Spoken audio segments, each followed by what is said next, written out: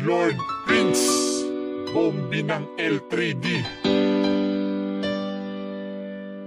Type Entertainment.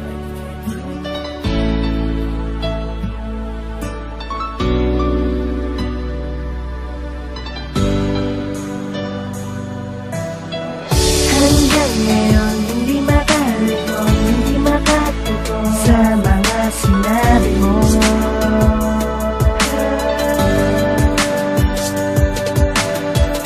Hindi na natin maibabalik ang nakaraan na dumaan na panahon. Napatunayan ko na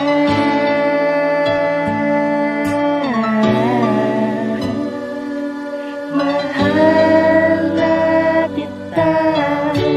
Ilang araw at oras nagkasama ka. Masaya, masaya, masaya. At bigla, tila sa ating dalawa'y wala nang ang problema.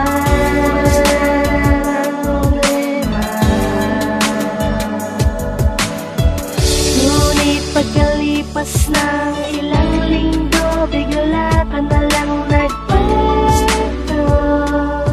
naglaho. Hanggang ngayon hindi makalimot, hindi makatuto sa mga sinabi mo.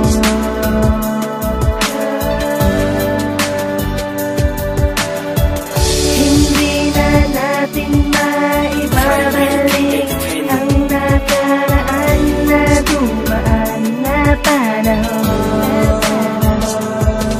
Kapag tunay ka na nagmamahal, dapat mo nang asahan. Ilang beses mang itama ang mali na kaganapan. Kahit di ka ang mali, ikaw pa ang nahihirapan o nagpapakumbaba upang maayos ang usapan. Sa halip na ikagalit, di tinatawa na lang ang nararamdaman ng mabilisan at ng ganun lang. Kahit nasasaktan ka na ay sige lang at subok lang. Di bali na kung madapa, wag lang ang puso masaktan. Kung san pa tayo, basta nga dun pa tayo lumiligaya. May mga panahon na kailangan nating magparaya. At wala naman talagang tao na itinakda tayo na mismo ang gumagawa ng sariling tadhana. Ngunit di mo binigyang halaga ating pagsasama. Sa iyong paglayo, batid ko na merong pagkakasala. Sayang lang pagmamahal na sa iyo inilaan. At bakit ba naman kasi ganyan tinaramdam mo sa'kin? Grabe. Hanggang ngayon hindi makalimot, hindi makatuto sa mga sinabi mo.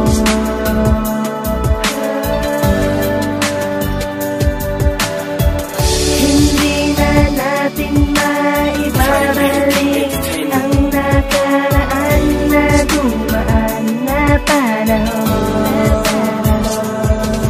May masasakit pa ba kapag ang puso nasaktan? Di baling madapa na lang o mahulog na sa hagdan. Ngunit wala akong nagawa at ginawa na kasalanan upang pagsasama natin matapos ng ganun lamang. Nagtiwala ko sa'yo, inintindi sinabi mo, ngunit puro lang alibay pala mga pangako mo. Tila ba naloloko pag naiisip ko ngayon ang kaganapan sa nakaraan? Bakit kasi ganun? Sa kay tagal lang panahon, ang dami ko nang naranasan kung paano magtiis pag nasaktan ka at lumaban. Kahit medyo alanganin, lulusubin kahit sino. Maipagtanggol ka lang, wala na ko na sinisino. Ngunit kapalaran natin ay sadya lang magulo. Akala mo na siya na nga pero hindi pa pala no. Nasayang lang pagmamahal na sa iyo inilaan. At bakit ba naman kasi ganyan iyong pinaramdam sa akin? Hanggang